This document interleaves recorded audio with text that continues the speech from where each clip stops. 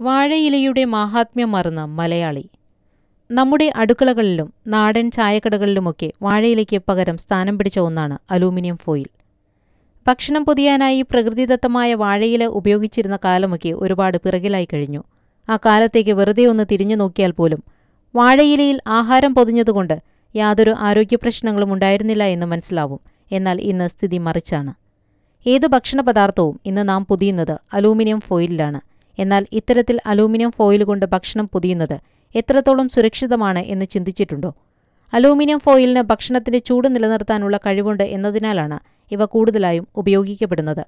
ചൂട് മാത്രമല്ല, ആഹാരത്തിന്റെ രുചിയും മണവുമെല്ലാം ഇതിന് അതേപടി നിലനിർത്താൻ കഴിയും. ഈ പറഞ്ഞതെല്ലാം അലൂമിനിയം ഫോയിലിന്റെ നല്ല വശങ്ങൾ തന്നെ. എന്നാൽ ഇതിനൊരു മറുവശം കൂടിയുണ്ട്. എല്ലാ തരത്തിലുള്ള ഭക്ഷണ സാധനങ്ങളും ഇത്തരത്തിൽ ഫോയിലിൽ പൊതിയുന്നത് നല്ലതല്ല. അസിഡിറ്റിയുള്ള ആഹാര സാധനങ്ങൾ അലൂമിനിയം ഫോയിലിൽ പൊതിയുന്നത് അലൂമിനിയം ഭക്ഷണത്തിലേക്ക് അലിഞ്ഞിറങ്ങാൻ കാരണമാകും. ഇത് ഗുരുതരമായ ആരോഗ്യപ്രശ്നങ്ങൾ ഉണ്ടാക്കും. മറ്റൊന്ന്, എല്ലാ അന്തരീക്ഷ താപനിലയിലും അലൂമിനിയം ഫോയിൽ ഒരുപോലെ ഉപയോഗപ്രദമല്ല. അതിനാൽ നേരിട്ട് ഭക്ഷണ സാധനങ്ങൾ അലൂമിനിയം ഫോയിലിൽ പൊതിയുന്നതിനു പകരം വാഴയിലയിലോ ബട്ടർ പേപ്പറിലോ വെച്ച് പൊതിഞ്ഞതിനു ശേഷം പിന്നീട് അലൂമിനിയം ഫോയിൽ ഉപയോഗിക്കുന്നതാവും ഉത്തമം.